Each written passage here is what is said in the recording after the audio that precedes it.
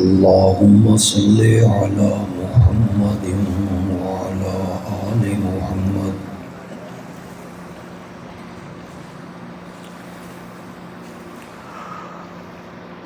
كما صليت على إبراهيم وعلى آل إبراهيم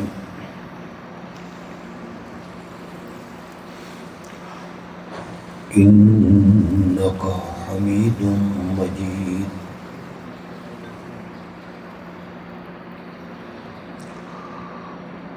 اللهم بارك على محمد وعلى آل محمد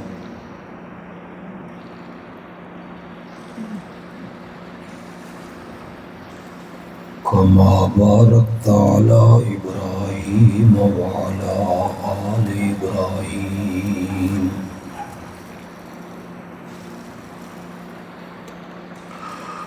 إنك حميد مجيد.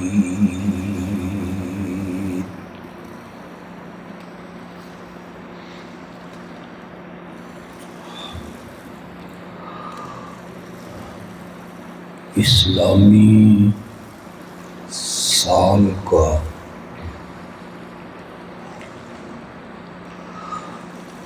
پہلا مہینہ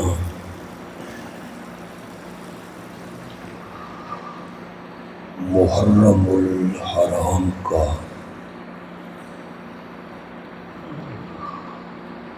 مقدس اور معظم مہینہ ہے.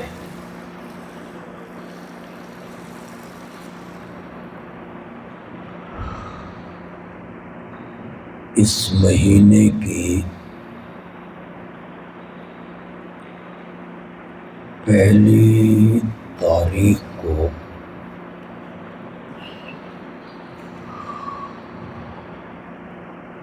خلیفہ ثانی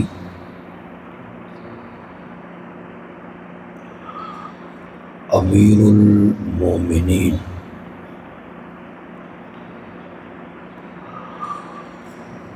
حضرت سیدنا فاروق اعظم رضی اللہ تعالی عنہ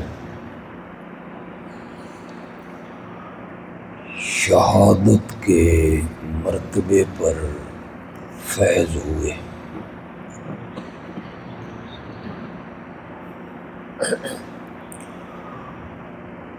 اور اس مہینے کی 10 تاریخ کو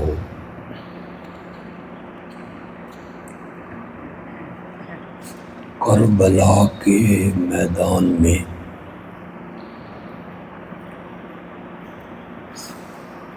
نواسہ رسول حضرت سیدنا حسین ابن علی رضی اللہ تعالی عنہما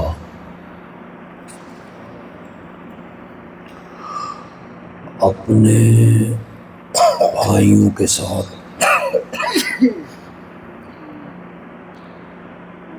اپنے بھتیجوں کے ساتھ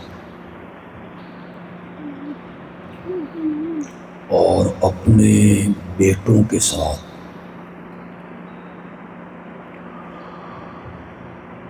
اور بہت سارے احباب اور انصار کے ساتھ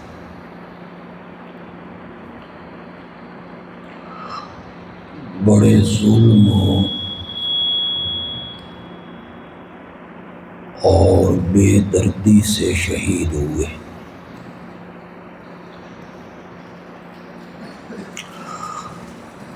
پچھلا مہینہ جو ہم گزار آئے ہیں قربانی والا مہینہ،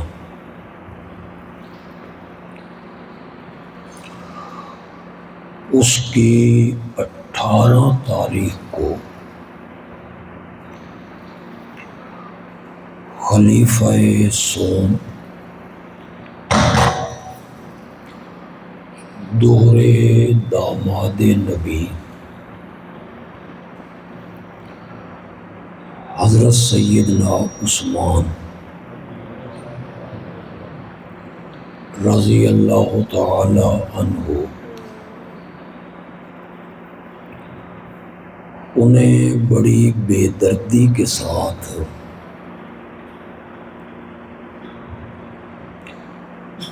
گھر میں داخل ہو کے 84 سال کی عمر میں انہیں شہید کر دیا۔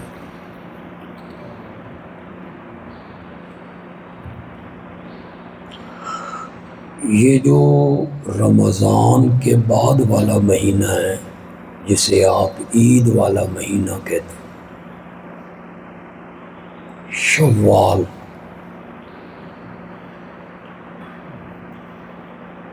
اس مہینے میں جنگ احد ہوئی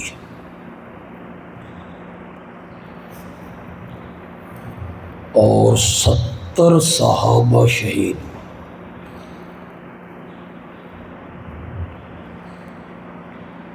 جن میں آپ کے چچا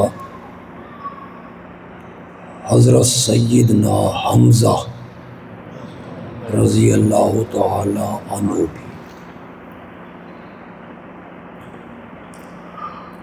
رمضان کے مہینے میں جنگ بدر ہوئی 17 رمضان کو۔ اس جنگ میں 14 صحابہ شہید۔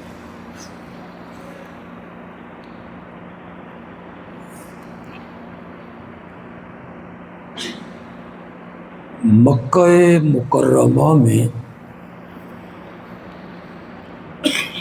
جب آپ نے اعلان نبوت کیا، سب سے پہلے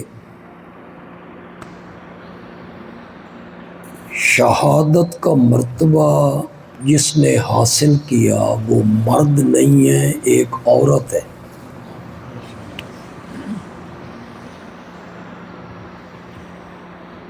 ان کا نام ہے حضرت سمیہ، کہو رضی اللہ تعالی۔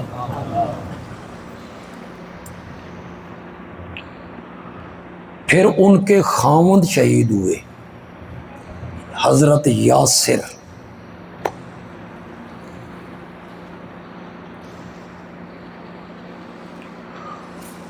نبی پاک جب وہاں سے گزرے،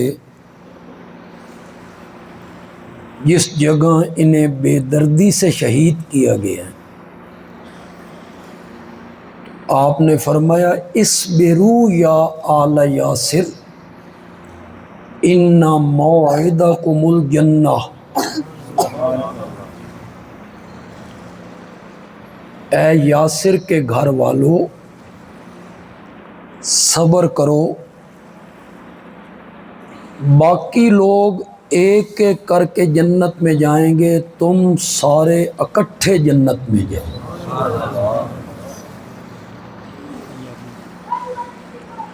یہ اردو سمجھ دیں، کوئی مسئلہ نہیں، میں بھی کوئی لکھنؤ والی اردو نہیں بول رہا۔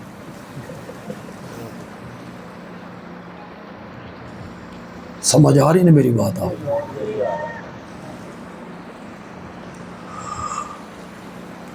ختم نبوت کے مسئلے کے لیے جھوٹے مدعیان نبوت کے خلاف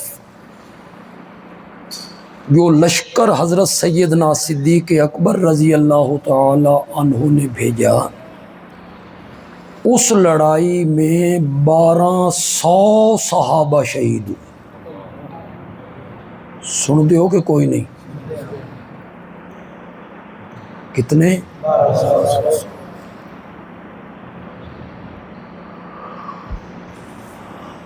نبی پاک نے جتنی جنگیں لڑیں اس میں 250 بندے بھی نہیں بنتے جو شہید ہوئے ہوں۔ اور آپ کی ختم نبوت کے تحفظ کے لیے جو جنگ لڑی گئی مسیلمہ کذاب کے خلاف، اس میں 1200 صحابہ نے جام شہادت نوش.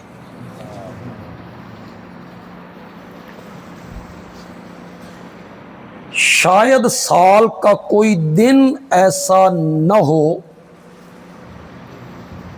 جس میں کوئی نہ کوئی نبی یا کوئی نہ کوئی صحابی یا کوئی نہ کوئی بزرگ ہستی نے جام شہادت نوش نہ کیا. شاید کوئی دن بھی ایسا نہ بچے.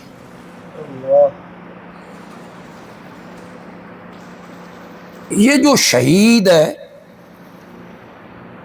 اس کا ایک معنی ہے گواہ. کیا معنی؟ گواہ. یہ جو اللہ کے رستے میں کٹتا ہے، اللہ کے رستے میں خون بہتا ہے، اسے شہید اس لیے کہتے ہیں کہ اس نے اپنا خون پیش کر کے اسلام کی صداقت کی گواہی دے دی، اس لیے اس کو کیا کہتے ہیں؟ شہید. ہم اپنے عمل سے نہیں دے سکتے، ہم اسلام کی حقانیت کی گواہی اپنے عمل سے نہیں دے سکتے، ہم اتنے بدعمل ہیں. اور شہید آدمی جو ہے وہ رب کے رستے میں کٹ کے لڑ کے خون بہا کے گواہی دیتا ہے کہ اسلام سچا مذہب ہے. یا شہید کا معنی یہ بھی ہو سکتا ہے جس کے لیے جنت کی گواہی دی گئی ہو، یہ بھی معنی ہو سکتا ہے جس کے لیے جنت کی گواہی دی گئی.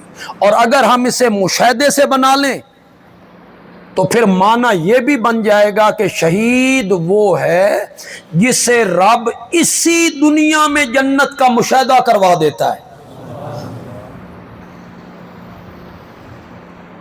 اسی دنیا میں جنت کا اللہ اسے مشاہدہ کرواتا ہے، اللہ اس کے سامنے جنت کے دروازے کھول دیتا ہے. اسی لیے میرے نبی نے فرمایا کوئی مرنے والا وہاں جا کے پھر یہاں دنیا میں نہیں آنا چاہتا، کوئی مرنے والا پھر اس دنیا میں نہیں آنا چاہتا. جو کافر ہیں مشرک ہیں انہوں اللہ آن نہیں دیندا، وہ تو قید ہو گئے نا، انہیں کب آنے دے اللہ. اور جو نیک بندے ہیں، بزرگ ہیں، مومن ہیں، اللہ والے ہیں، وہ جنت کی نعمتیں چھوڑ کر اس دنیا میں نہیں آنا چاہتے.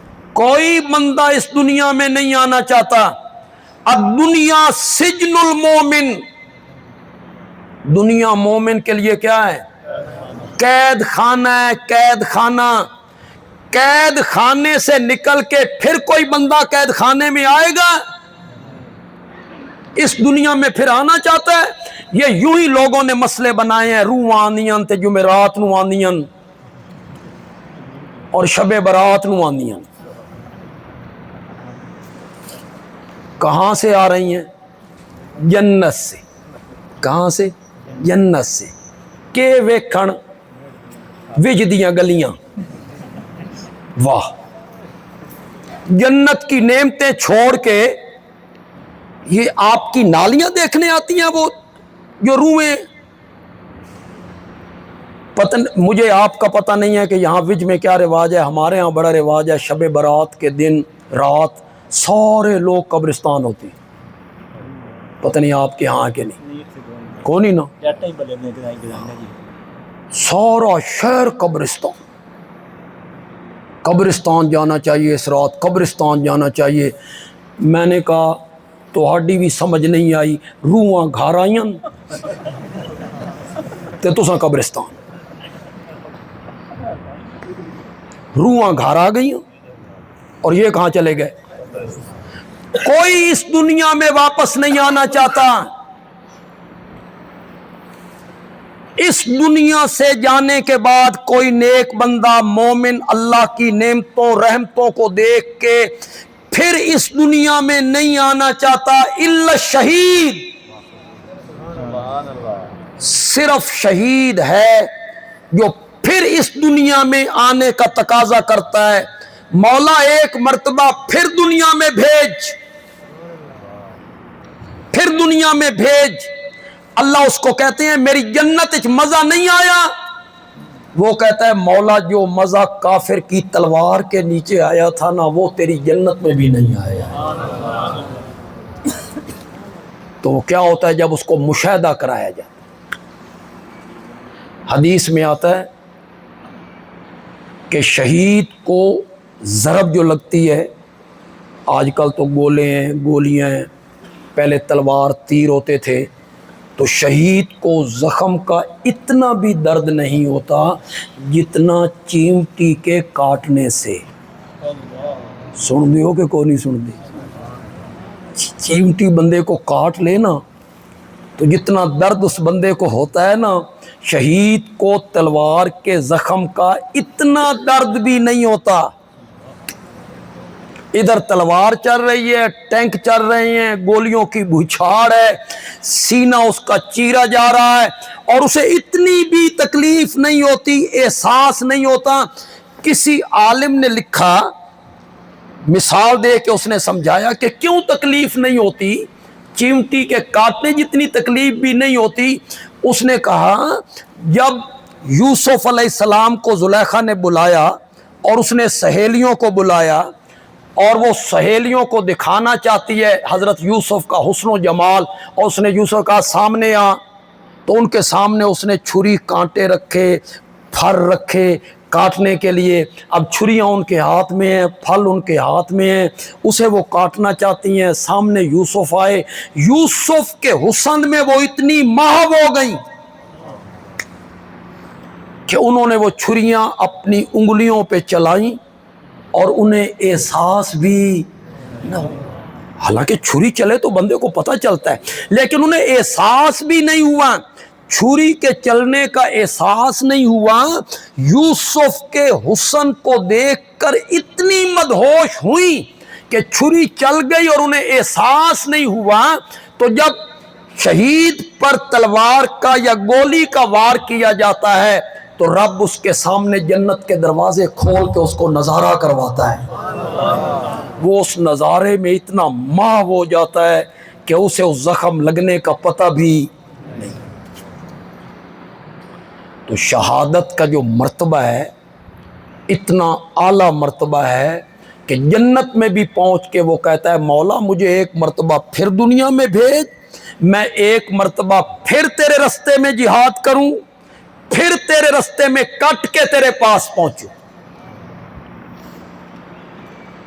ہمارے ہاں شہادت کو باعث غم بنا دیا گیا، شہادت کو باعث افسوس بنا دیا گیا۔ شہادت کوئی ماتم کی چیز ہے؟ کمال ہو گئی یار۔ شہادت کوئی غم کی چیز ہے؟ شہادت کوئی ماتم کی چیز ہے؟ شہادت کوئی افسوس کی چیز ہے؟ شہادت تو مومن کے لیے باعث فخر ہے۔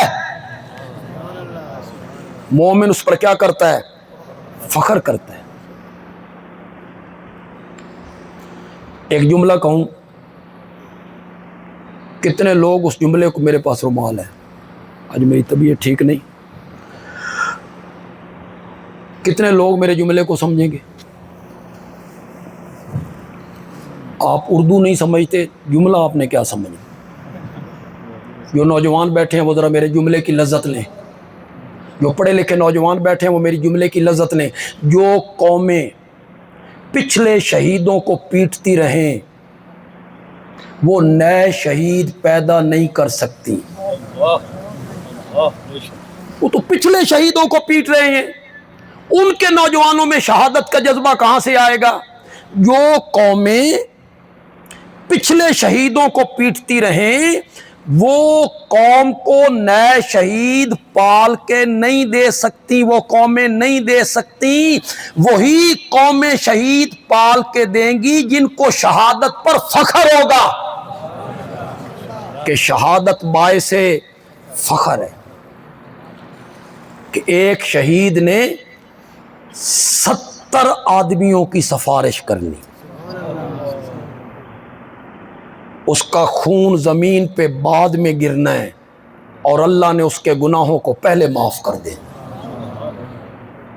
یہ تو باعث فخر ہے، باعث عزت ہے. قسمت والے لوگوں کو یہ شہادت کا درجہ نصیب ہوتا ہے. شہید کے سارے گناہ اللہ معاف کر دیتا ہے. یہ بات ذرا آپ نے غور سے سننی ہے جو میں اب بیان کر رہا ہوں. سارے گناہ اللہ شہید کے معاف کر دیتا ہے.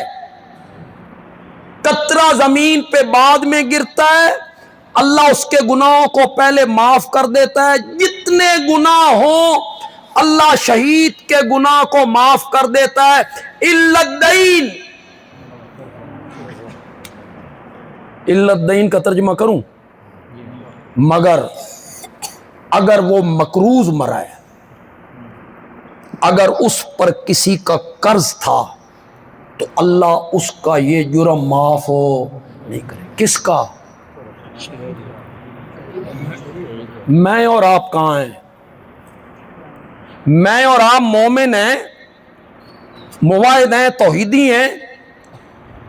شہید کا جو مرتبہ ہے اس کے مقابلے میں اور آپ کیا ہیں؟ وہ 70 آدمیوں کی سفارش کر رہا ہے. اس کے لیے قرآن اس کی عظمتوں کی گواہی دے رہا ہے. لیکن قرض ایسا جرم ہے کہ اگر شہید سے بھی وہ جرم صادر ہو تو رب اس کے اس جرم کو معاف ہو نہیں کرے گا. قرض سے مراد ہے حقوق العباد. کیا مراد ہے؟ قرض سے مراد کیا ہے؟ حقوق العباد، جو بندوں کے حق ہیں. بندوں کے حق ہیں. اگر اللہ کا جو حق ہے نا، نماز، روزہ، حج، زکوٰۃ، قربان، یہ اللہ کے حق ہیں. اللہ تعالیٰ کی رحمت جوش میں آئے اللہ معاف کر دے، اسے کوئی بعید نہیں ہے. میرے آقا سفارش کے لیے لب کھول دیں، میرے آقا شفاعت کے لیے لب کھول دیں، رب کی رحمت جوش میں آئے اللہ معاف کر دے. اپنا ہر حق اللہ معاف کر دے گا. لیکن حقوق العباد جو ہے نا، یہ رب نے معاف نہیں کرنے. یہ تب معاف ہوں گے جس کا حق کھایا ہے وہ معاف کرے. اے میری گل چنگی نہیں لگی ہونی. توحید میں بیان کروں تو آپ کے چہرے پہ مسکراہٹ ہوگی، عظمت صحابہ بیان کروں تو مسکراہٹ ہوگی. ایک گل میں بیان کرا تھا یہ آپ کو اچھی نہیں لگتی. ورنہ بتائیے تجربہ آپ کا کیا کہتا ہے؟ جس کو قرضہ دیتے ہو واپس ملتا ہے؟ پاکستان واحد ملک ہے اور ہم مسلمان ایسے لوگ ہیں، ہمیں قرض واپس لینے کے لیے بتانا پڑتا ہے کہ میں نے پیسے دی ضرورت ہے، میرا پیسہ واپس کر. قرض دینے والے بیچارے کو بتانا پڑتا ہے میری دھی دی شادی ہے، میرا فلانا بندہ بیمار ہو گیا، اللہ دا نا ہی میرا پیسہ واپس کر. حقوق العباد معاف نہیں ہوں گے. کسی کی زمین پہ قبضہ کیا، پلاٹ پہ قبضہ کیا، دکان پہ قبضہ کیا، قرض لے کے کھا گیا، یا کسی کے مال پہ قبضہ کیا، کان کی کھڑکیاں کھول کے سنو، حج کرنے سے معاف نہیں ہوگا، عمرے کرنے سے معاف نہیں ہوگا، شب قدر میں جاگنے سے معاف ہو نہیں ہوگا، شب برات میں جاگنے سے معاف ہو نہیں ہوگا. جتنے مرضی نیکیاں کرنیاں نہیں کر لے، حقوق العباد معاف نہیں ہونے. حقوق العباد تب معاف ہوں گے جس کا حق کھایا ہے وہ معاف کرے. قیامت کے دن اللہ کہیں گے اس کو جا، او معاف کر دے تے کروا لے. وہ معاف کرتا ہے تو کروا لے. وہاں کون معاف کرے؟ اور یہ صرف مسلمان کا حق نہیں ہے. اگر کسی ہندو کا حق کھایا، کسی سکھ کا حق کھایا، کسی عیسائی کا حق کھایا، کسی غیر مسلم کا حق کھایا، وہ بھی اللہ نے معاف نہیں کر. حقوق العباد بڑی نازک چیز. حقوق العباد میں کوتاہی نہیں ہونی چاہیے. اپنے آپ کو بدلیے. اس پر نہ رہنا بھی ہم اللہ کی توحید کو مانتے ہیں تے توحید مندے ہیں تے جو کچھ مرضی کر دے جا بھی. کم تولتے رہیں، ملاوٹ کرتے رہیں، جھوٹ بولتے رہیں، عدالتوں میں جھوٹی گواہیاں دیتے رہیں، سارے یہ کرتوت ہم کرتے رہیں، لوگوں کے حقوق ہم غصب کرتے رہیں، ہم نے اللہ کی توحید مانی ہے۔ مواعد وہ ہوتا ہے جو لوگوں کے حق کھاتا ہو، مواعد وہ ہوتا ہے جو اپنے رشتہ داروں کے حقوق غصب کرتا ہو۔ شہید کے سارے گناہ رب معاف کر دے گا، لیکن اگر وہ مقروض ہے وہ اللہ نے معاف ہو نہیں کر، یہ بہت بڑا جرم ہے۔ میرے آقا نے عبداللہ ابن ابی کا جنازہ پڑھ دیا تھا، حضرت عمر کے روکنے کے باوجود پڑھ دیا تھا۔ حضرت عمر نے کرتا پکڑ لیا تھا، یا رسول اللہ کس کا جنازہ؟ جو عود میں 300 ساتھیوں کو لے کے این ٹائم پہ الگ ہو گیا تھا، کس کا جنازہ؟ جس نے پانی کی تقسیم کے مسئلے پر مہاجرین و انصار کو آپس میں لڑوایا تھا۔ کس کا جنازہ؟ جس نے ہماری مستورات کو بدنام کرنے کی کوشش کی تھی، اس کا جنازہ؟ نبی پاک نے فرمایا فاروق اعظم پیچھے ہٹو، مجھے رب نے منع نہیں کیا، مجھے رب نے نہیں روکا، نہیں منع کیا، مجھے جنازہ پڑھا لینے۔ پھر بعد میں رب نے کیا کر دیا؟ منع کر دیا، فلا تصلی علی احد منہم مات ابدا ولا تقم علی قبری۔ میرے نبی کی رحمت دیکھو، خدا کی قسم میں حیران ہوتا ہوں، آپ نے جنازہ پڑھایا، کفن کے لیے کرتا دیا، کرتا۔ میرے آقا کا کرتا، میرے آقا کی قمیض، کیا مقام ہے اس کا؟ بولو، تھوڑی دیر کے لیے تصور تو کرو یار۔ ہمارے یہاں لوگ سعودی عرب میں جاتے ہیں تو آب زمزم سے کفن کا کپڑا بھگو کے جناب سکھا کے پھر رکھتے ہیں، مننے سے کفن دے دینا، آب زمزم میں تجھے کفن دے دیا جائے گا، تیرا بخش دے گا۔ واہ، ساری زندگی تم نے سود کھایا، ساری زندگی بلیک میلری کی، ساری زندگی عدالتوں میں جھوٹی گواہیاں دیتے رہے، لوگوں کے مالوں پہ قبضے کرتے رہے، کام تولتے رہے، اور اللہ تعالیٰ کہے ہاں ہن آب زمزم دا کفن پا کے آ گیا، ہن چھوڑ دیو۔ اس کا مطلب یہ ہے بے غریباں نو ٹنگ دیو، تے اے جڑا آب زمزم دا دھو کے آیا اس نو بخش چھڈو۔ اللہ عادل ہے، بولو تو صحیح میرے ساتھ، اللہ کیا ہے؟ عادل ہے، منصف ہے اللہ۔ یہ نہیں ہے کہ آب زمزم کا کفن آپ کو مل گیا تو اللہ آپ کو معاف کر دے گا، نہیں، اسے میرے نبی کا کرتا کفن بنایا گیا ہے، اور اللہ نے فرمایا استغفر لہم او لا تستغفر لہم ان تستغفر لہم 70 مرہ، آپ اس کے لیے بخشش کی دعا مانگیں یا نہ مانگیں، 70 بار بھی مانگیں نا، میں نے اس کو معاف نہیں کرنا۔ ایک حدیث آپ کو سناؤں، شاید اس سے پہلے کسی عالم نے آپ کو سنائی ہو، نہیں سنائی تو آج مجھ سے سنو۔ میں حیران ہوتا ہوں وہ پڑھ کے۔ جنازہ پڑھانے کے بعد میرے آقا گھر چلے گئے، اس کی میت کو اٹھا کے قبرستان لے گئے، میرے آقا خود قبرستان پہنچے۔ اس وقت عبداللہ ابن ابی کو قبر میں لٹا دیا گیا تھا، قبر میں لٹا دیا گیا تھا، میرے آقا اس کی قبر میں اترے، اس کے سر کو اپنی ران پہ رکھا، اس وقت قبر میں اس کے سر کو اٹھا کے اپنی ران پہ رکھا، اور اس وقت میرے نبی نے اپنی لعاب اس کے منہ میں ڈالی۔ معمولی لعاب ہے؟ میرے نبی کا قبر میں اترنا معمولی بات ہے؟ آج تم کہتے ہو بھائی بخشش اس طرح ہو جائے گی، اور اس طرح نہیں ہوگی، بخشش ہوگی ایمان کے ساتھ اور اعمال صالحہ کے ساتھ، اس کے سوا کوئی صورت نہیں۔ یہ ہم اج بھی مسلمان ہیں، جو ان زہری ٹیپ ٹاپوں پہ خوش رہتے ہیں. ہماری میت کو اٹھایا جائے تو اوپر آیت الکرسی والی چادر ہونی چاہیے. کیوں ہونی چاہیے؟ میرے آقا نے فرمایا سفید کپڑوں میں کفن دو. میرے آقا کہتے ہیں اپنی میت کو سفید کپڑوں میں کفن دو. تم کالے رنگ کی چادر ڈال دیتے ہو. بھئی اوپر کالے رنگ کی چادر آیت الکرسی آ گئی تو بخشا جائے گا؟ نہیں، آیت الکرسی اس زندگی میں پڑھو. آیت الکرسی کو اس زندگی میں سمجھنے کی کوشش کرو. اوپر آپ بلب لگا رہے ہیں، اوپر آپ پھول پھینک رہے ہیں، اوپر آپ درخت لگا رہے ہیں. سرگودا میں ایک پاگل نے اوپر پنکھا لگوایا. اس پنکھے کی ہوا اس کے پاس پہنچنی ہے؟ نہیں. وہ پنکھا ہے ایمان والا، وہ پنکھا ہے اعمال صالحہ والا. اعمال صالحہ والا ایمان اور اعمال صالحہ کے ساتھ چلا گیا نا تو قبر کو بھی رب ایئر کنڈیشن بنا دے گا. اور اگر وہ نہیں ہے نا تو اوپر والے پنکھے، اوپر والے پھول، اوپر والے درخت، یہ سب اجمی لوگوں کی باتیں ہیں.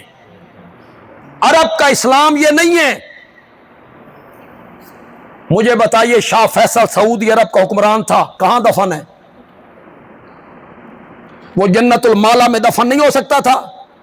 جنت البقیع میں دفن نہیں ہو سکتا تھا؟ ہو سکتا تھا، بادشاہ تھا سعودیہ کا. لیکن ان کا خیال یہ ہے کہ جگہ نہیں بخشواتی، ایمان اور اعمال صالحہ بخشواتی. چاہے قبر ملے یا مچھلیاں کھا جائیں، بندہ جل جائے، کفن ملے یا نہ ملے، ایمان ہونا چاہیے، اعمال صالحہ صحیح ہونے چاہیے. احد کے میدان میں میرے آقا کے چچا حضرت حمزہ رضی اللہ تعالیٰ عنہ شہید ہوئے، جسم کے 12 ٹکڑے کر دیے گئے. خود میرے آقا جب وہاں تشریف لائے تو میرے آقا کی آنکھوں سے بھی آنسو بہنے لگے. اور حضرت عبداللہ ابن رواحہ نے کہا کوئی بندہ جو کسی میت پہ نہیں روتا، آج وہ بھی روئے کہ کائنات کا آقا رو رہا ہے. میرے آقا اس کی اپنے چچا کی اس حالت کو دیکھ کے رونے لگے. پھر آپ نے دیکھا کہ آپ کی پھوپھی حضرت صفیہ وہ آ رہی ہیں، ان کے ہاتھ میں 2 چادریں ہیں. تو آپ نے ان کے بیٹے حضرت زبیر سے کہا اپنی ماں کو روکو، وہ اپنے بھائی کی میت پہ نہ آئے، وہ برداشت نہیں کر سکے گی، برداشت نہیں کر سکے گی، صبر نہیں کر سکے گی. اپنے بھائی کی یہ حالت دیکھ کے صبر نہیں کر سکے گی. حضرت صفیہ بڑی بہادر خاتون تھی. جنگ خندق میں یہاں عورتیں تھیں، ان کی پہرے دار تھیں. مشرکین کا ایک جاسوس وہاں سے گزرا، ایک صحابی وہاں کھڑے تھے، ان کو کہتے ہیں ان کو روکنا. ان کو ہمت نہ پڑی، صفیہ نے اس کو قتل کر دیا. میرے نبی کی پھوپھی تھی، بڑی بہادر. حضرت زبیر نے جب روکا ماں رک جاؤ، ٹھہر جاؤ، انہوں نے حضرت زبیر کو دھکا مارا، راستہ چھوڑ میرا، آگے جو بڑھی نا. تو حضرت زبیر نے پیچھے سے ایک جملہ کہا تمہارے نبی نے کہا ہے. پاؤں وہی رک گئے. تیرے بھتیجے نے کہا ہے کہ حضرت صفیہ کو بھائی کی اس میت پہ نہیں آنا چاہیے، وہ صبر نہیں کر سکے گی. حضرت صفیہ نے کہا میرے بھتیجے کو جا کے بتانا جب سے تیرا دامن پکڑا ہے نا تو صبر کرنا بھی سیکھ لی ہے. شریعت نے تو صبر کا حکم دیے. ہمارے ہاں پتہ نہیں دین کس کا نام بنا دیا گیا. اچھے بھلے خاصے پڑھے لکھے لوگ بھی کوئی محسوس نہیں کر رہے ہیں کہ یہ کیا دین ہے یار. مصیبت کے ٹائم جزا فضا کرنا، چہرے پہ تھپڑ مارنا، سینے پہ تھپڑ مارنا، سر کے بال کھول دینا، قرآن و حدیث کی یہی تعلیم ہے، یہی سکھایا ہے قرآن و حدیث نے. پڑھو میرے ساتھ، جن کو آتی ہے وہ پڑھے، جن کو نہیں آتی وہ میرے ساتھ پڑھے. یا ایھا الذین آمنوا استعینوا बिस्सब्र वस्सलाह। ऐ ईमान वालो, अल्लाह से मदद मांगो सब्र के जरिए और नमाज के जरिए। सब्र मुआमिन है, नमाज मुआमिन है। नमाज और सब्र के जरिए अल्लाह से मदद मांगो। आगे क्या कहा? वला नबलो वन्नकुम, पढ़ो जरा, हम तुम्हें परखेंगे। वला नबलो वन्नकुम, हम तुम्हारी आजमाइश करेंगे, हम तुम्हें परखेंगे, हम तुम्हें ठोक बजा के देखेंगे। बेशय्यिन, कुछ कुछ, मिनल खौफ है, क्या देकर? वलजू, भूख देकर हम परखेंगे। कभी खौफ होगा दरिंदों का खौफ, कभी खौफ होगा दुश्मन का खौफ। खौफ दे के कभी खौफ होगा सैलाब आ रहा है, बारिशें बंद नहीं हो रही हैं, सैलाब आ रहा है। फिर जो हम जिस दौर में आए हैं तो हमें मिनल खौफ की बड़ी समझ आई है। कोरोना था खौफ के नहीं, हर बंदा डरा हुआ। क्या उलमा, क्या गैर उलमा, क्या शहरी, क्या गैर शहरी, क्या बुजुर्ग, क्या बच्चे, क्या नौजवान, सब डरे हुए, सहमे हुए। जो बंदा जरा बहादुर बन के, कोरोना शरोना कोई शय नहीं, ये फ्रॉड बनाया हुकूमत ने, कोई चीज नहीं है, बस फ्रॉड किया हुआ है। वो जो बड़ा पक्का बंदा था ना, वो कहता था कोई कोरोना शरोना नहीं, उसको भी कहा जाता था भैया कोरोना दा मरीज है, जरा इसको हाथ ला, वो भी नहीं सिलाना। ये है खौफ। ये क्या है? खौफ। वाला नबलो वन्नकुम बेशैइन, हम तुम्हें आजमाएंगे कुछ, मिनल खौफे, क्या देकर? वलजू, भूख देकर। काट पड़ जाएगा, खाने पीने के लिए चीज कोई नहीं, घर को बच्चों को खिलाने के लिए चीज कोई नहीं। व नक्सिम, और कमी, नक्सिन कमी, मिनल अमवाल, मालों की, वल अनफुस, जानों की, व समरात, फलों की। फलों से मुराद है फसलें, बागात। ऐन मौके पे वबा आ गई, बाग तबाह हो गया, ऐन मौके पे वबा आ गई, फसलें तबाह हो गई। और कुछ उलमा ने मिनत समरात से मुराद ली है छोटी औलाद, बच्चे, वो भी फलों की तरह होते हैं ना। हम तुम्हें आजमाएंगे खौफ देकर। ये कुरान पाक है, सूरत बकरा है, उसका 3रा रुकू है। घरों में जाके तर्जुमा पढ़ो।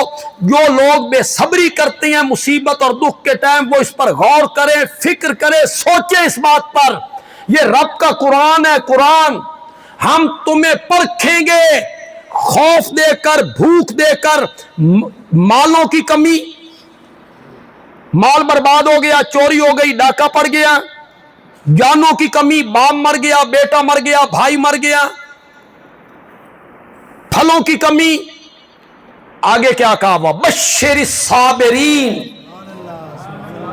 मेरे पैगंबर खुशखबरी सुना। किनको? पीटने वालों को। अगर ये सब्र है, बालों को खोल देना, सीना को भी करना, अगर ये सब्र है तो फिर हमें भी यार बताओ बेसब्री क्या है? अगर ये सब्र है तो बेसब्री क्या है? शरीयत तो सब्र का हुक्म दे रही है, मेरे आका तो सब्र का हुक्म दे रहे हैं, मेरा रब तो वबश्शिर साबिरीन, खुशखबरी सुना सब्र करने वालों को। मौला मैं तेरे कुरान पे कुर्बान जाऊं, तुम ही छोड़ी कोई गल नहीं। हो सकता है लोग कहें साबिरीन, हम बताते हैं साबिरीन कौन है। साबिरीन वो हैं जो गरेबान फाड़ दें। अल्लाह ने कहा तुम क्यों बताओगे, मैं बताता हूं, मैं बताता हूं ना सब्र करने वाले कौन है। फिर रब ने अगली आयत में बताया अल्लज़ीना इज़ा असाबतहुम मुसीबा, सब्र करने वाले वो लोग हैं कि जब उन्हें कोई मुसीबत पहुंचती है, کوئی دکھ، کوئی مصیبت، کوئی تکلیف، کوئی ایذا، کوئی بندہ مر گیا، بیمار ہو گیا، زخمی ہو گیا، کوئی آپریشن ہے، ہسپتالوں میں ہے، زلزلہ ہے، بارشیں ہیں، الذین اذا اصابتہم مصیبہ، جب بھی انہیں کوئی مصیبت پہنچتی ہے تو وہ اپنے ہاتھ سینوں پہ مارتے ہیں. جب انہیں کوئی مصیبت پہنچتی ہے تو وہ سر کے بال کھول دیتے ہیں. جب انہیں کوئی مصیبت پہنچتی ہے تو وہ انگاروں پہ ننگے پاؤں چلنے لگتی ہیں. نہیں، فرمایا جب انہیں کوئی مصیبت پہنچتی ہے قالو، تو وہ بول اٹھتے ہیں انا للہ و انا الیہ. یہ ہے صبر کرنے والے. قرآن نے ان کو کہا ہے صبر کرنے والے. انا للہ، ہم سب کس کے ہیں؟ ہم سب کس کے ہیں؟ وَإِنَّا إِلَيْهِ رَاجِعُونَ، اور ہم نے اسی کی طرف پلٹ کے جانا ہے. ہمارے ہاں ہر چیز رسمی ہو گئی ہے. ہم رسمی مسلمان ہو کے رہ گئے. میں بھی اس میں شامل، میں آپ کو نہیں کہہ رہا ہوں، پورا معاشرہ آپ دیکھتے چلے جائیں. ہم رسمی مسلمان، ہماری اذان رسمی، ہماری نماز رسمی، ہمارے روزے رسمی، ہمارا حج رسمی، ہر چیز ہی رسم ہو کے رہ گئی. اسی طرح ہم جب پڑھتے ہیں انا للہ و انا الیہ راجعون، یہ بھی رسمی. نہ اس کے معنی کا پتہ ہے، نہ مفہوم کا پتہ ہے، نہ اس کی باریکیوں کا پتہ ہے، بس رسمن پڑھ دیا فلاں بندہ فوت ہو گیا انا للہ.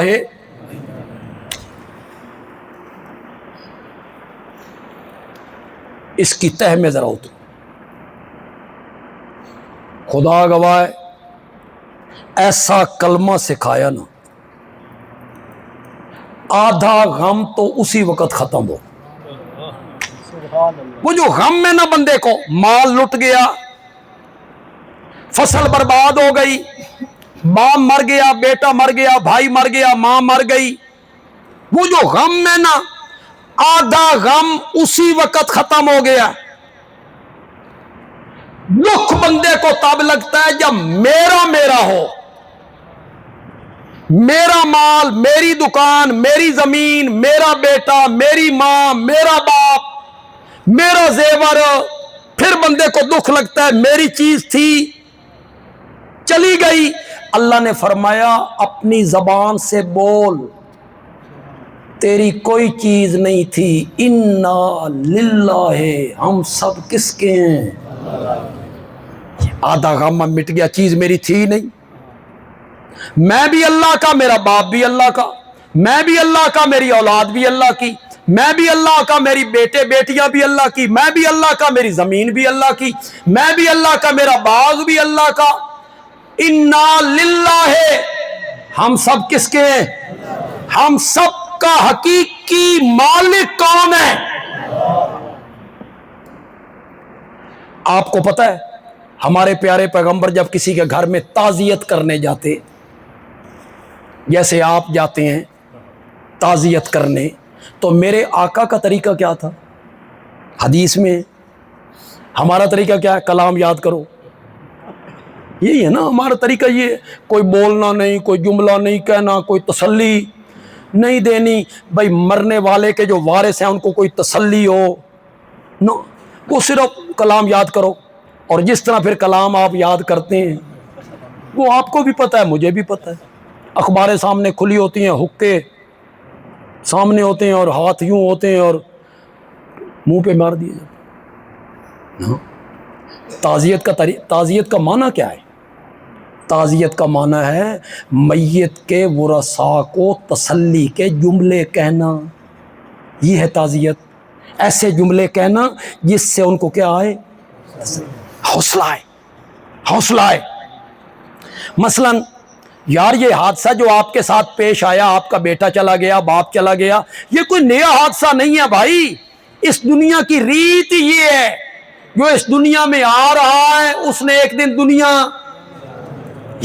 اس طرح کے جملے کہنا تاکہ اس وارثوں کو کیا ہو؟ تسلی ہو. پھر میت کے لیے دعا کرنا کہ اللہ اس کی اگلی زندگی کیا کرے؟ آسان کرے. تو میرے آقا جو جملے کہتے تھے نا، خدا دی قسمیں میں حیران ہوتا ہوں. میرے آقا وہاں جا کے ان میت کے وارثوں سے کہتے انا للہ، وہی لفظ انا للہ، انا للہ. میرے آقا کیا کہتے تھے؟ انا للہ ما اخذ ولہ ما آتا. اگلے جملے میں تو حد کر دی میرے آقا نے. یار سنیے ذرا کیا میں نے. آپ اس میت کے وارث کو کہتے انا للہ ما اخذ، جو کچھ اس نے لے لیا وہ بھی اسی کا تھا. انا للہ، بے شک اللہ کے لیے تھا. ما اخذ، جو کچھ اس نے لے لیا. آگے کیا کہا میرے نبی نے؟ آگے میرے نبی نے فرمایا وَلَهُ مَا آتا، اور جو کچھ تیرے پاس موجود ہے نا وہ بھی اسی کا ہے. اب جو تیرے پاس باقی بیٹے ہیں، بیٹیاں ہیں، ماں ہے، بھائی ہیں، زمینیں ہیں، جو کچھ بچا ہے یہ بھی تیرا نہیں ہے. اس کا بھی حقیقی مالک کون ہے؟ اِنَّ لِلَّهِ مَا أَخَذَ وَلَهُ مَا آتا. جو اس نے عطا کر رکھا ہے، جو اس نے دے رکھا ہے، وہ بھی کس کا ہے؟ یہ جملے میرے آقا کہا کرتے.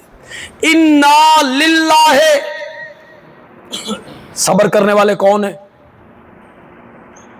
ستے بیٹھے ہو؟ میں تو اتنی تقریر کر کے لایا ہوں آپ کو بھی. صبر کرنے والے کون ہیں؟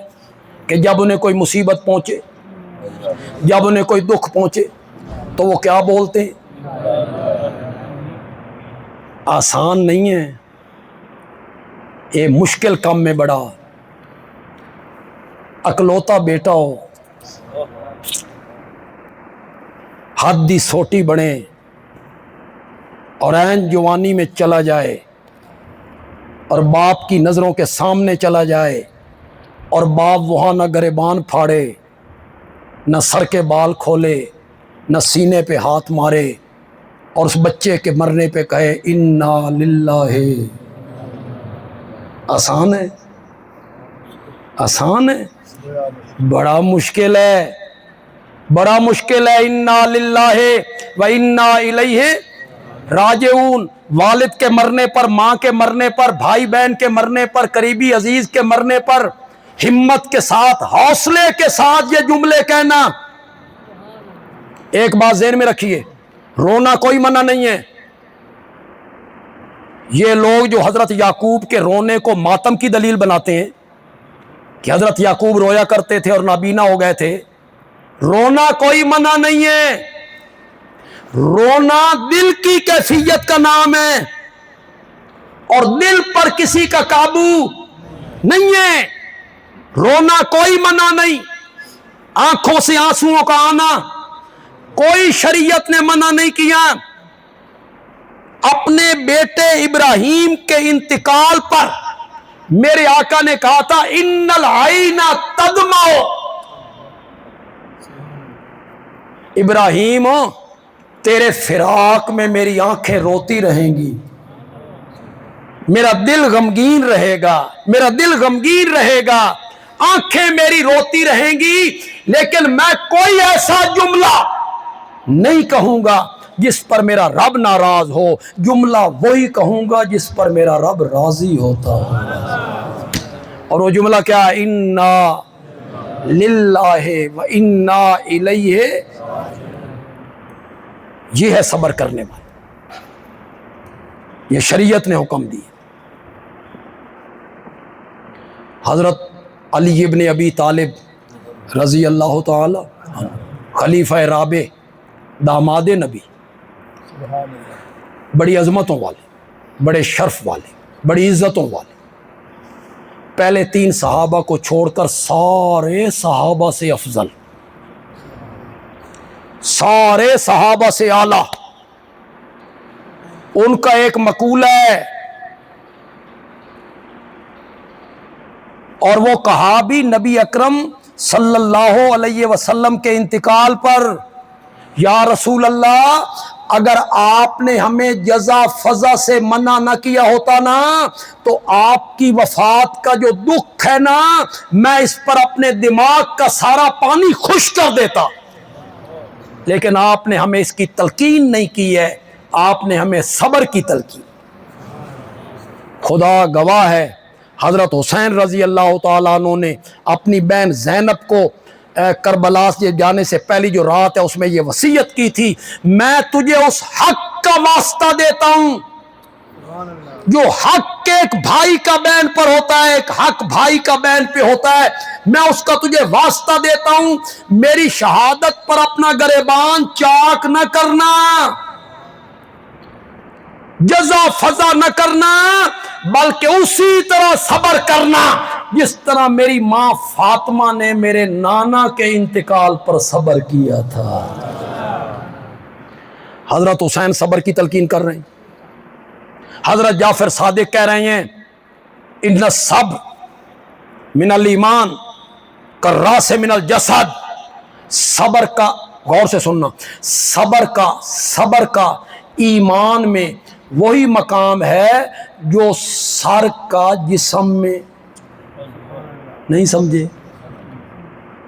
صبر کا ایمان میں وہی مقام ہے جو سر کا جسم میں، اگر سر کٹ جائے تو جسم ختم، تو حضرت جعفر کہتے ہیں اگر صبر ختم ہو جائے تو ایمان ختم۔ یہ سارے جو نیک لوگ تھے، بزرگ تھے، اللہ والے تھے، سب نے کس کا حکم دیا؟ صبر کا۔ انا للہ، ہم سب کس کے ہیں؟ وَإِنَّا إِلَيْهِ رَاجِعُونَ، اور ہم سب نے لوٹ کے اسی کی طرف جانا ہے۔ اگر آپ کی توجہ ہو تو میں ایک اور معنی کرنا چاہتا ہوں، تو تھوڑے جو بولو شولو سے کسی عالم نے نہیں کیا ہوگا، کسی عالم نے نہیں کیا ہوگا، کسی خطیب نے نہیں کیا ہوگا، اور یہ معنی کیا رئیس المفسرین مولانا حسین علی نے رحمت اللہ، تے مزہ ہی آ گیا۔ وہ فرماتے ہیں کہ یہ جو لوگ معنی کرتے ہیں انا للہ، ہم سب کس کے ہیں؟ وَإِنَّا إِلَيْهِ رَاجِعُونَ، اور ہم نے لوٹ کے اسی کی طرف جانا ہے۔ تو لوگ یہ تو معنی تب صحیح ہو جب کسی کے مرنے پہ یہ پڑھنا ہو کہ آج یہ مرنے والا چلا گیا ہے، کل ہم نے بھی، پھر تو معنی صحیح ہے، ہم نے لوٹ کے اسی طرف جانا ہے جہاں یہ میت، یہ مرنے والا چلا گیا۔ حضرت صاحب کہتے ہیں یہ کوئی صرف مرنے پہ تو نہیں پڑھنا نا، آیت پیچھے پڑھو، اذا اصابتہم مصیبہ، موت نہیں، کوئی مصیبت، ہر وہ چیز، میں مصیبت کی تعریف کرنے لگا ہوں، ہر وہ چیز جو مومن کو تکلیف پہنچائے وہ مصیبت ہے، ہر وہ چیز جس سے مومن کو تکلیف پہنچے اس کو کیا کہتے ہیں؟ مصیبت۔ حضرت عائشہ رضی اللہ تعالیٰ عنہ آ رہی ہیں، پیالہ مٹی کا ان کے ہاتھ میں گر گیا، ٹوٹ گیا، میرے آقا نے فرمایا انا للہ، پیالے کے ٹوٹنے پر حضرت عائشہ کے دل میں گیا ہوگا بھی یہ کوئی مر گیا، اور نبی پاک نے کہا ہوگا بھی اس نو کس چڑھنی آئی، پہلے بخار ہوتا پھر یہ مرتا، اس کا ٹوٹنا ہی موت، اور ہمیں تکلیف پہنچی کہ ہمارا نقصان ہو گیا۔ رات کا ٹائم ہے، چراغ جل رہا ہے، اچانک چراغ بجھ گیا تو میرے آقا نے پڑھا انا للہ و انا الیہ، چراغ کے بجھنے پر، کیوں؟ روشنی سے اندھیرے میں آئے تو یہ بھی مومن کے لیے کیا ہے؟ تکلیف پہنچی، ایذا پہنچی، تو جو چیز مومن کو ایذا دے اس کو کیا کہتے ہیں؟ مصیبت۔ جب بھی انہیں کوئی مصیبت پہنچتی ہے، پچھلی آیت میں کیا کہا؟ صرف مرنے کا ذکر کیا، پڑھیے وَلَنَبْلُوَنَّكُمْ بِشَيْءٍ مِّنَ الْخَوْفِ وَالْجُوعِ وَنَقْصٍ مِّنَ الْأَمْوَالِ وَالْأَنفُسِ ان سب کو اللہ نے گنا ہے. کوئی بندہ مر گیا یہ پڑھنا ہے, کوئی تکلیف آئی یہ پڑھنا ہے, کوئی آفت ٹوٹی یہ پڑھنا ہے, فصل تباہ ہو گئی یہ پڑھنا ہے, ہر مصیبت کے وقت پڑھنا ہے. تو پھر مولانا حسین علی نے مانا کیا. مانا تو میں کرتا ہوں, لیکن میں مانا کر دے ماں تے تساں انجے میرے آلے پاسے ویکھ دے رہو بے جنجے من پہلی بیری تساں ویکھیا. انج نہیں, تھوڑے دے پھر ہاتھ کھولنے پڑیں گے. موحدوں کو بڑا مزہ آئے گا, جن کے دل میں توحید کا بوٹا ہے نا, انہیں مانا سن کے بڑا مزہ آئے گا. مولانا حسین علی نے مانا کیا, جب بھی انہیں کوئی مصیبت, کوئی دکھ, کوئی تکلیف, کوئی بیماری, کوئی آفت پہنچتی ہے تو وہ کہتی ہیں انا للہ, ہم سب اللہ کے لیے ہیں, وَإِنَّا إِلَيْهِ رَاجِعُونَ, اور مصیبت کی اس گھڑی میں ہم غیر اللہ کی طرف رجوع نہیں کرتے, رجوع کرتے ہیں تو اپنے رب کی طرف رجوع کرتے ہیں. انا للہ وَإِنَّا إِلَيْهِ رَاجِعُونَ, ہم رجوع کرتے ہیں تو اللہ. اس مصیبت میں ہم غیر اللہ کو نہیں پکارتے, اس مصیبت میں ہم غیر اللہ سے مدد نہیں مانگ رہے, اس مصیبت میں ہم پکار رہے ہیں, مدد مانگ رہے ہیں تو صرف کس سے مدد مانگ رہے ہیں؟ صبر کا حکم دیا. صبر کا آسان ہے, بولو تو صحیح. جوان بیٹے کے مرنے پر 20 سال کے بعد بچہ ملے اور ابھی وہ باپ کے ساتھ کھیلتا بھی نہ ہو اور مر جائے, اور باپ اس کی موت پہ کھڑے ہو کے کہے انا للہ, آسان ہے؟ پہاڑ جتنا جگر چاہیے, بڑی عزم کی بات ہے, عزم کی بات ہے. اسی لیے رب نے آگے جو اجر ذکر کیا, خدا دی قسم مزہ ہی آ گیا.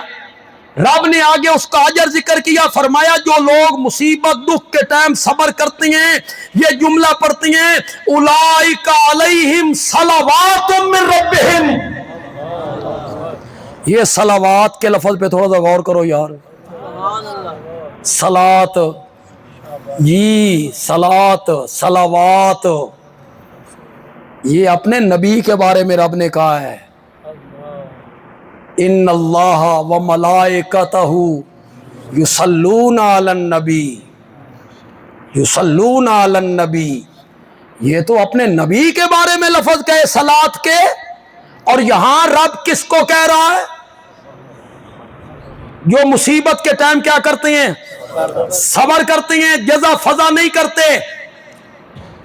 ان کو رب کہہ رہا ہے اولئک علیہم صلوات من ربہم ورحمہ. مفسرین نے مانا کیا یہی لوگ ہیں, ان پر رب کی مہربانی ہے, مہربانی ہے, ورحمہ, اور رحمت ہے.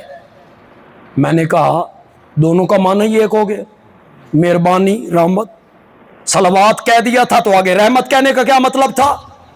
صلوات جو کہہ دیا تھا آپ نے مہربانی مانا کر لیا, تو آگے رحمت کہنے کا کیا مطلب تھا؟ مانا کیا شاہ عبد القادر محدث دہلوی نے.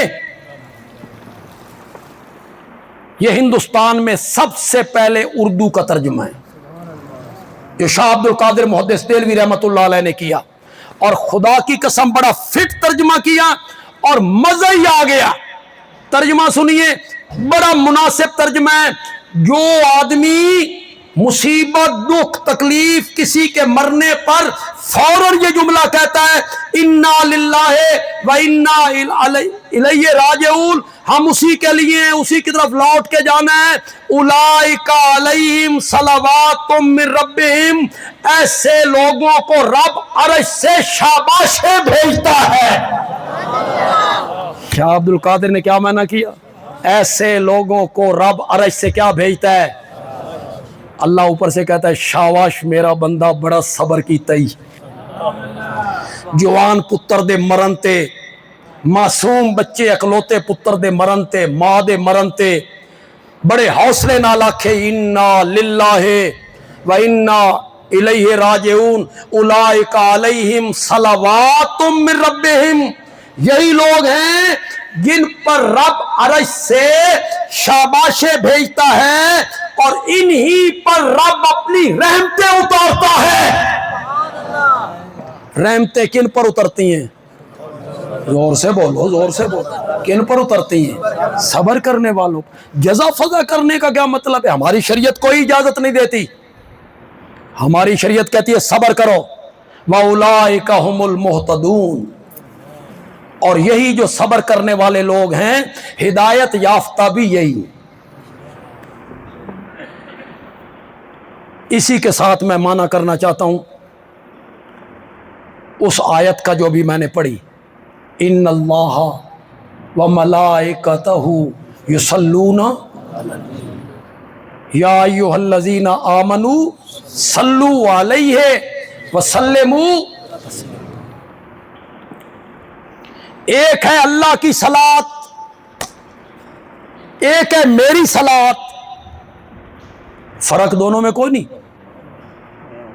اللہ صلاۃ بھیجتا ہے، ان اللہ و ملائکتہ یصلون، ادھر ہمیں کہا تم بھی صلاۃ بھیجو،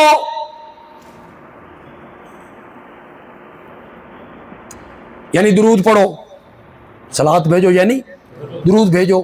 پتہ نہیں اس سے پہلے میں نے وج میں کبھی یہ بات کہی یا نہیں کہی،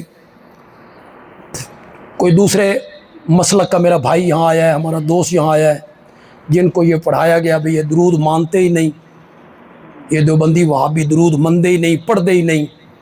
وہ میری بات ذرا غور سے سنیں۔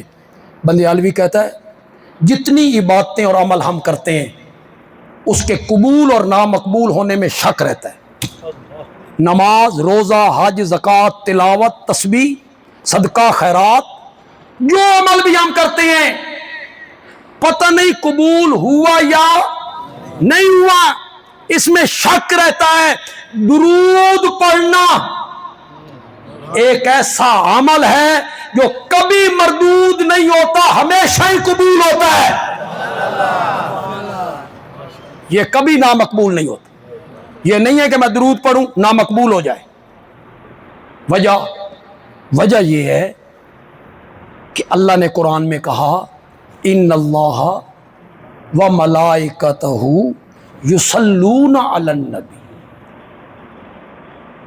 اب میں کوئی علمی بات تو کرنا نہیں چاہتا، آپ عربی گرامر سے واقف نہیں ہیں۔ یصلون مضارع کا صیغہ ہے، اس میں استمرار پایا جاتا ہے، دوام کا معنی کرنا ہوتا ہے، دوام کا، استمرار کا۔ کیا معنی کریں گے؟ اللہ نے رحمت بھیجی، یہ تو ماضی ہو گیا، اللہ رحمت بھیج رہا ہے نہ، حال ہو گیا۔ استمرار کا معنی ہے، دوام کا معنی ہے 24 گھنٹوں میں کوئی سیکنڈ ایسا خالی نہیں جاتا جس میں رب اپنے نبی پر رحمت نہ بھیج رہا ہو۔ یہ معنی ہے یصلون علی النبی، ہر وقت ہر لمحہ رحمتوں کا نزول ہو رہا ہے۔ ہمیں رب نے کہا تم بھی صلاۃ پڑھو، تم بھی بھیجو۔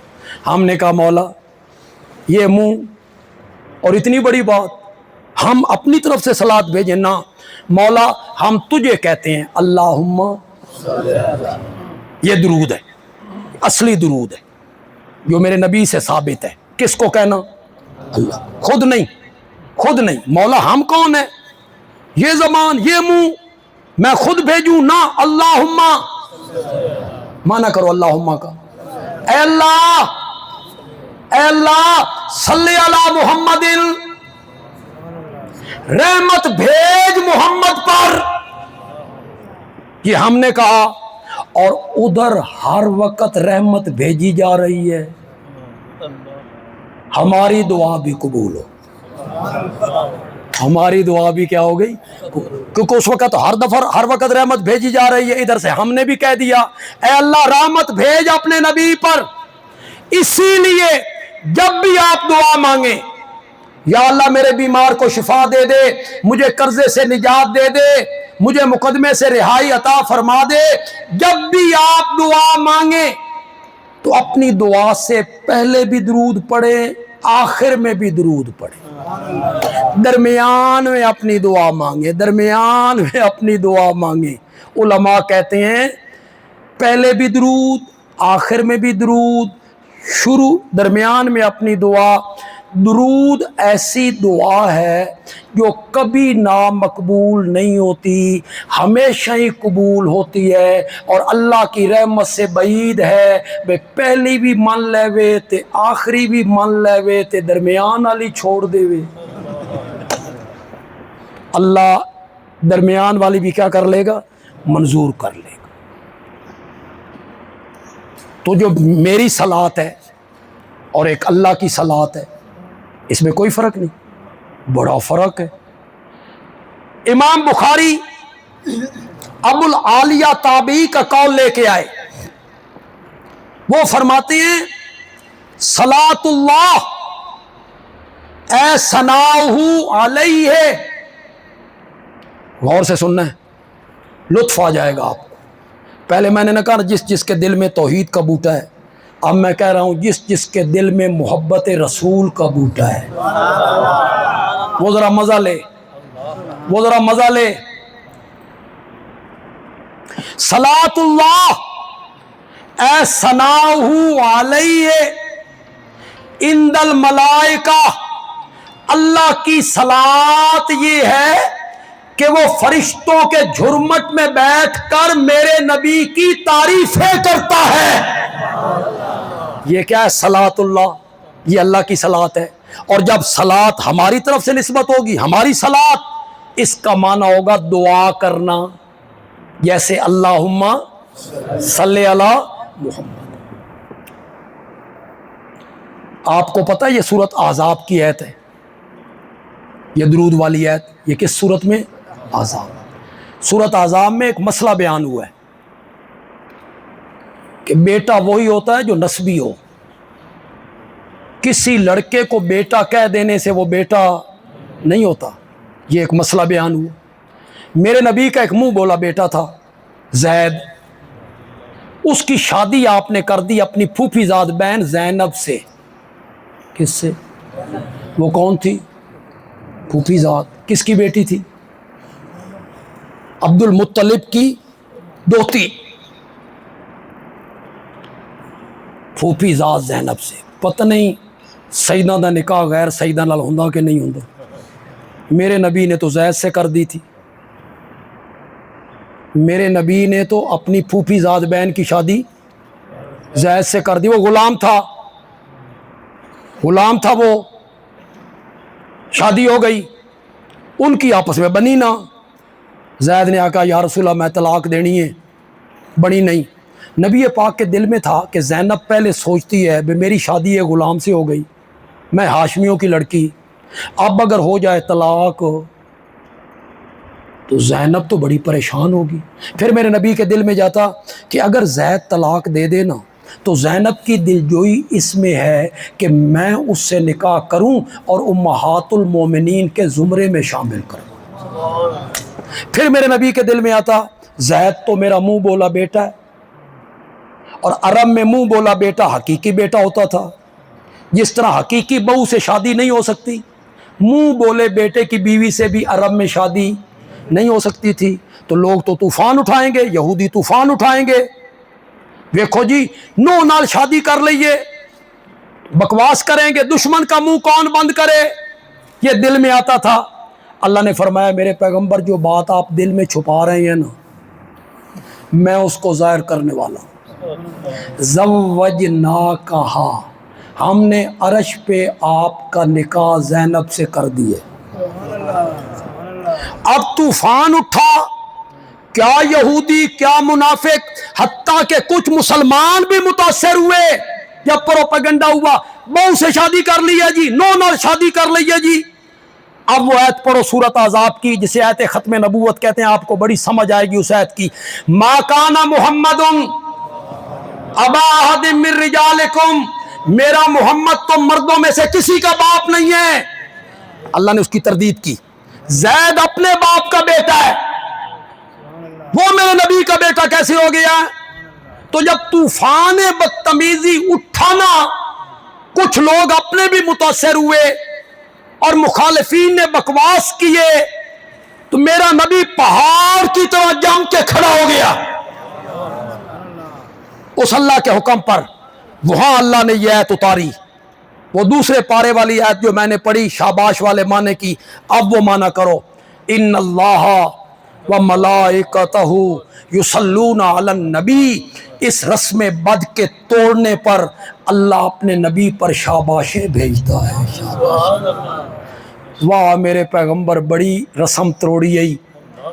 عرب میں یہ بڑی رسم تھی، منہ بولا بیٹا حقیقی بیٹا ہوتا ہے، آپ نے بڑی جرت کی اور رسم توڑ کے رکھ دی۔ تو ساں بولو جتنے بندے بیٹھے ہو بے رسمہ توڑنیاں سوکھیاں نہیں، بولو جڑے ذرا جرت والے ذرا جرت کرو بے اسی توڑنیاں، کرو جرت کرو۔ بھائی شادی ہوگی نا، میں ڈھول نہیں بجن دینا تے میں ڈھم ڈھم گھر چ نہیں ہون دینا، تو ان زنانی آکھنا تو تا جا نہ مسیت اتھے جا با، ساڈا اکو پتر ہے، توڑو۔ کیا نمازی کیا غیر نمازی، کیا حاجی کیا غیر حاجی، کیا تبلیغی کیا غیر تبلیغی، آسان ہے توڑنیاں رسمیں۔ مرنے کی رسمیں توڑو نا، توڑو، ساری رسمیں نہیں کرتے ہو۔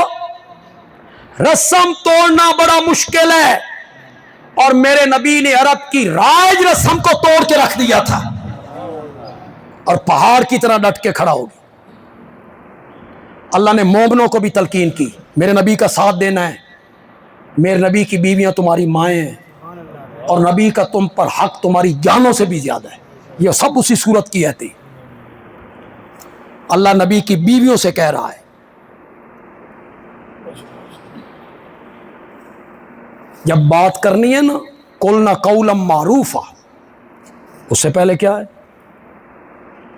دب کے بات نہیں کرنی، قلنا قولا معروفا، صحیح بات کر، فلا تخضعن بالقول، اسی آیت اسی صورت کی آیت ہے، فلا تخضعن بالقول، میرے نبی کی بیویوں دب کے بات نہیں کرنی، وقلنا قولا معروفا،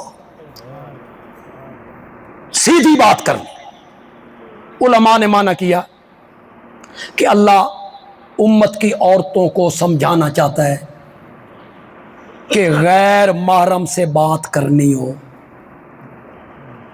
تو دب کے بات نہیں کرنی، لچک والی بات نہیں کرنی، لہجے میں لچک نہیں ہونی چاہیے، بلکہ قلنا قولا معروفا۔ مثلا گھر میں عورت اکیلی ہے، دروازے پہ آ گیا شوہر کا دوست، وہ دروازے پہ آ گیا، یہ اکیلی ہے، اس نے دستک دی، اس نے پوچھا کون، اس نے اپنا نام بتایا، اس کو پتہ ہے کہ یہ میرے خامند کا دوست ہے، میرے خامند کا دوست ہے، تو شریعت کہتی ہے ہن اخلاق نال گل نہیں کرنی،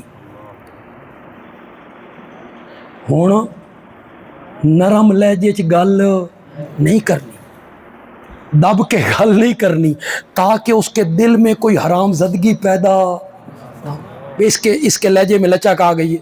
مثلا یہ کہنا وہ تو گھر پہ نہیں ہے، میں بیٹھک کھولے دیتی ہوں، آپ تشریف رکھیں، میں آپ کے لیے چائے پکا کے لاتی، نہ آئی تھوڑی جی بد اخلاق ہو۔ قلنا قولا معروفا، آئی تھوڑی جی بد اخلاق ہو، کہاں گیا ہے میں کی پتا کتھے گیا، من دس کے جاندہ، اس لہجے میں بات کر۔ شام کو تیرے خامند کو ملے نا تو کہے ایک گھر بیوی رکھی ہوئی کہ ڈین پالی ہوئی۔ رب کو مومن عورتوں کی عزتیں بڑی پیاری، رب بڑا غیرت مند ہے، خدا دی قسم اللہ بڑا غیرت مند ہے، مومن عورتوں کی عزتوں کے معاملے میں رب بڑا غیرت مند ہے۔ ہمارا دین دین اخلاق ہے، ہنس کے بات کرو، ہنس کے بات کرنا بھی صدقہ ہے، لیکن یہاں عورت کو کیا کہا جا رہا ہے؟ اب ہنس کے بات نہیں کر، اب اخلاق نہیں دکھانی، اب ذرا لہجے میں تھوڑی سی سختی لانی تاکہ اس کے دل میں کوئی حرام زدگی پیدا نہیں۔ مولانا حسین علی کہتے ہیں اس سورت کا جو مضمون ہے اس کے ساتھ تو اس آیت کا تعلق ہی نہیں، یہ تو اللہ نبی کی بیویوں سے کہہ رہا ہے کہ کوئی عورتیں مدینے کی آئیں اور آ کے تمہارے سامنے کہیں سنیاں زینب نال شادی کر لینے، تو آپ جواب میں کہیں مرضیاں دے مالک نے جی، اسی کی کر سکدیاں، ساڈے وس وچ کی ہے۔ شریعت نے کہا تمہیں یہ بات کہنے کی اجازت نہیں ہے، دب کے بات نہیں کرنی، وَقُلْنَا قَوْلًا مَّعْرُوفًا، جب کوئی عورت آ کے بات کرے کہ سنیں زینب نال شادی کر لینے تو جواب میں کہو وہ اللہ کے نبی ہیں، جو کرتے ہیں رب کے حکم سے کرتے ہیں، رب کے حکم سے کرتے ہیں۔ تو میں نے وقت بھی اتنا میں آپ کا لینا نہیں چاہتا تھا، اصل میں تو میں سچی بات ہے آپ کو آج حیات شہداء سمجھانا چاہتا تھا کہ شہید کی جو زندگی ہے وہ کون سی زندگی ہے، جو قرآن کہتا ہے کہ وہ زندہ ہیں انہیں مردہ نہ کرو، تو اس زندگی سے مراد کون سی زندگی ہے یہ میں نے بیان کرنا تھا، لیکن بات اور طرف چلی گئی۔ لیکن میں نے بڑی مفید باتیں کی ہیں، اصلاح معاشرہ پہ بھی کی ہیں، صبر پہ بھی کی ہیں، شہادت کا مرتبہ بھی بیان کیا ہے، شہید کا معنی بھی آپ کو سمجھایا ہے۔ اللہ تعالیٰ عمل کی توفیق عطا فرمائے۔